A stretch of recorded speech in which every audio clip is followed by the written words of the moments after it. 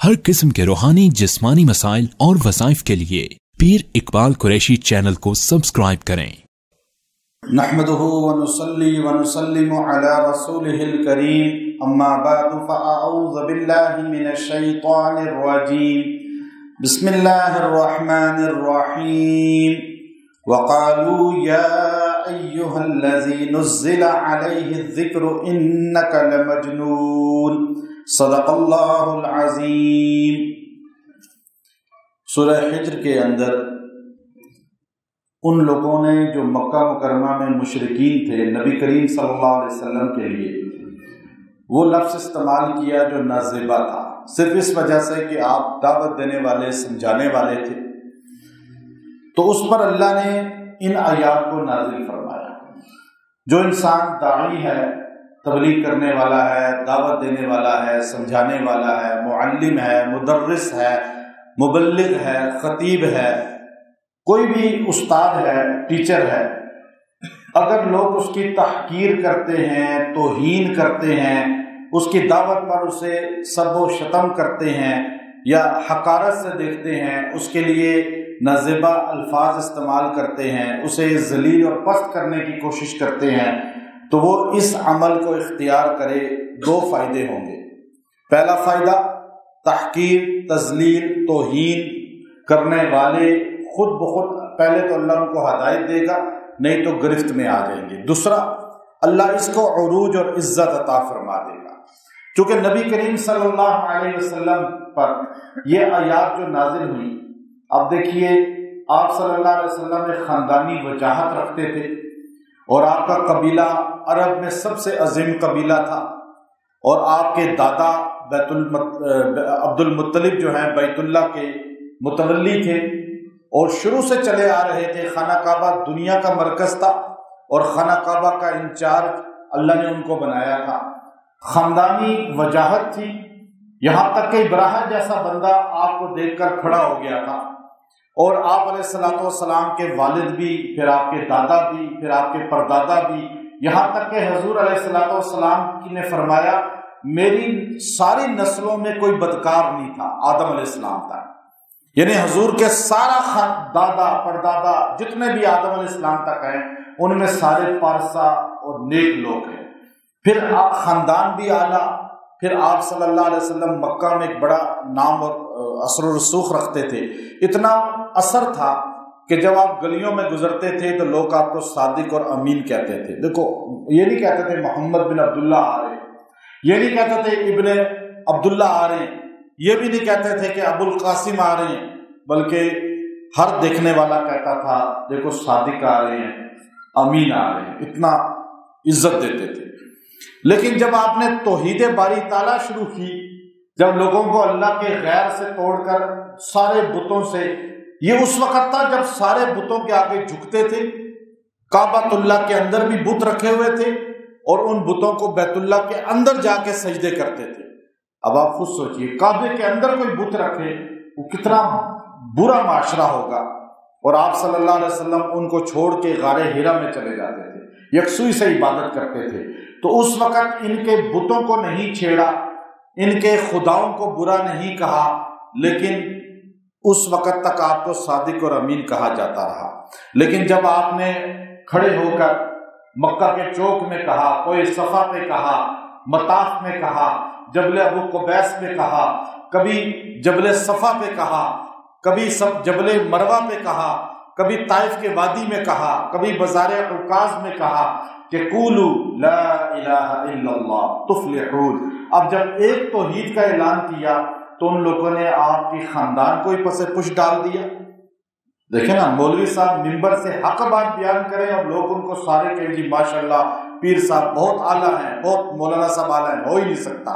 जो हक बयान करेगा वो कायनात की सबसे अजीम हस्ती अल्लाह के बाद मुहम्मदुर रसूलुल्लाह को भी गालियां मिलेंगी। हो सकता है कि आप लोग सादिक और अमीन कहने वाले क्या लफ्ज़ इस्तेमाल कर रहे हैं। आज उलमा, आज जो खुतबा हैं, अगर कलमा तौहीद, रिसालत, बिदअत की नफ़ी और सुन्नत की पैरवी की मिंबर से तलकीन करें तो आप देखिएगा 70% लोग उनके मुखालिफ हो जाएंगे। चूंकि मक्का में 100% मुखालिफ हो गए थे, ہمارے نبی کے۔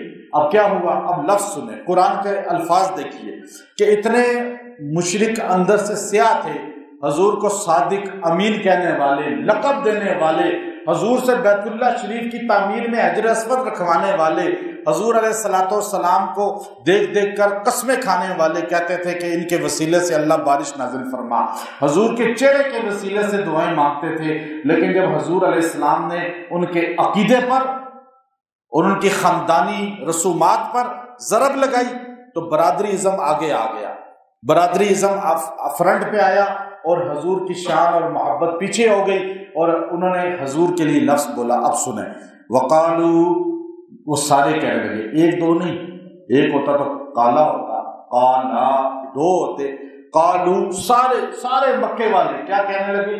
چچا بھی، تایا بھی، ماموں بھی، خالہ بھی، کزن بھی، پوری برادری جمع ہو کر کہنے لگی قالو یا ایھا الذی، اے وہ شخص، الذی وہ شخص، محمد صلی اللہ علیہ وسلم نہیں، ابن عبداللہ نہیں، صادق نہیں، امین نہیں، ابو القاسم نہیں، رسول نہیں، نبی نہیں کہا، بلکہ کیا کہا؟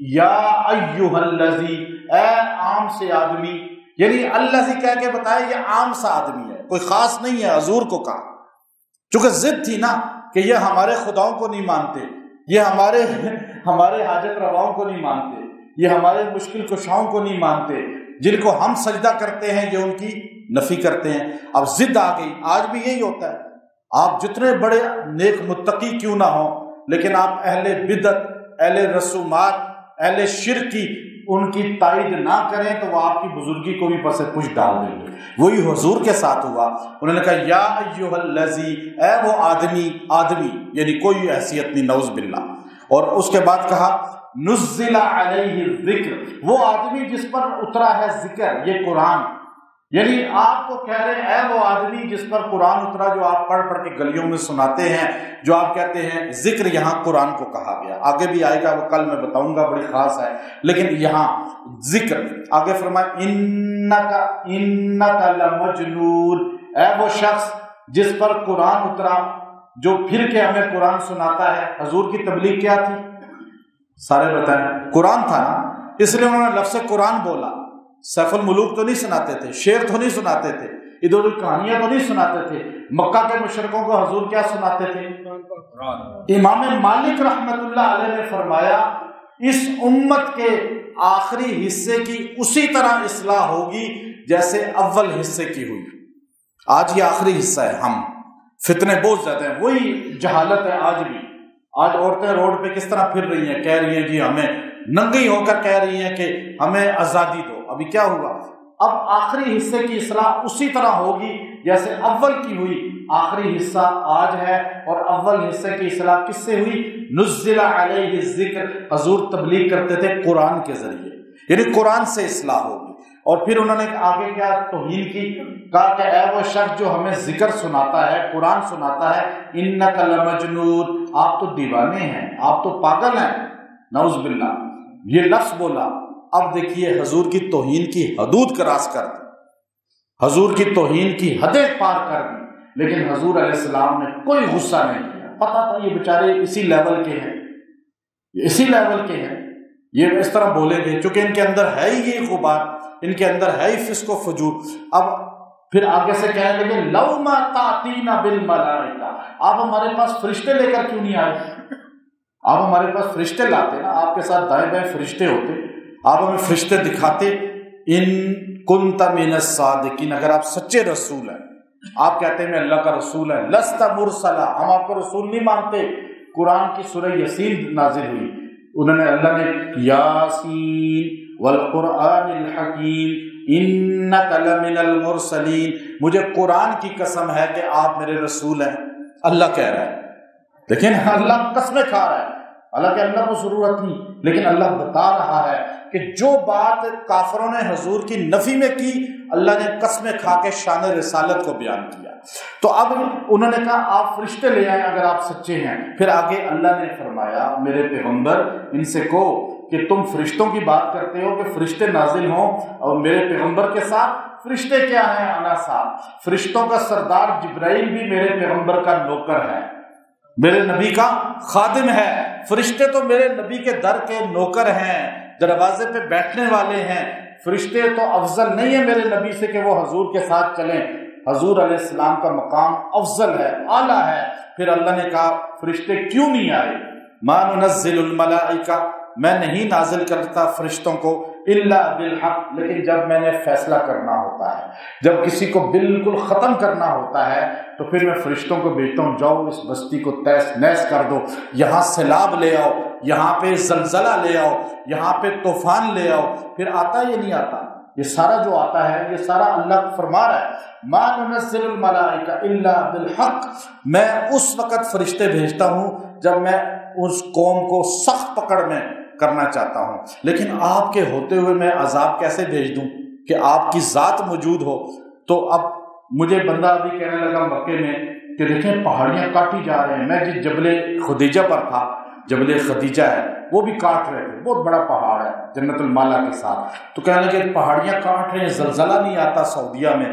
میں نے کہا اس لیے کہ حضور یہاں آرام فرما رہے ہیں، حضور علیہ السلام کی دعا ہے، برکت ہے، جگہ نسبت۔ تو اس فرمایا وہ یا تو فرشتے بھیجتا ہوں تو کام تمام کرتا ہوں، وما کانوا اذا منظرین، پھر میں مہلت نہیں دیتا، پھر ایک دم پکڑ ہوتی ہے۔ اب کوئی آدمی چاہے کہ کوئی آپ کو پست کر رہا ہے آپ کی تبلیغ پر، آپ تبلیغ کر رہے ہیں، سمجھا رہے ہیں، بیان کرتے ہیں، واعظ کرتے ہیں، مسجد میں درس دیتے ہیں، آپ خطیب ہیں، آپ معلم ہیں، آپ ٹیچر ہیں، آپ کو عزت نہیں دیتے، معاشرے والے، کمیٹی والے، محلے والے، اس طرح اگر آپ کے ساتھ ہے تو آپ تبلیغ کرنے نکلے ہیں، لوگ آپ کو نہیں سن رہے، الٹا آپ کو گالیاں دے رہے ہیں، تو آپ اس آیت کریمہ کو پڑھنا شروع کر دیں۔ 7 دن تک اس آیت کو روزانہ 33 بار 33 ٹائم پڑھیں اور دعا کریں، انشاءاللہ اللہ تعالیٰ۔ یہ آیت کریمہ جو ہے آیت نمبر 6 ہے سورہ حجر 14ویں پارے میں، اس 6 نمبر آیت پوری کو 33 بار پڑھ کے دعا کریں۔ حضور کو اللہ نے عزت دی دائمی۔ یہاں تو انہوں نے توہین کی نا، انہوں نے کہا اے وہ شخص، آج اس کا نام ہی نہیں ہے جس نے یہ لفظ کہا تھا، آج ان کو کوئی جانتا ہی نہیں ہے۔ اب ابو جہل کا نام کوئی بچوں کا نہیں رکھتا، اب عتبہ شیبہ کے نام ختم ہو گئے، امیہ بن خلف کا نام ختم ہو گیا، طلحہ کا نام ختم ہو گیا، لیکن حضور علیہ الصلوۃ والسلام کا نام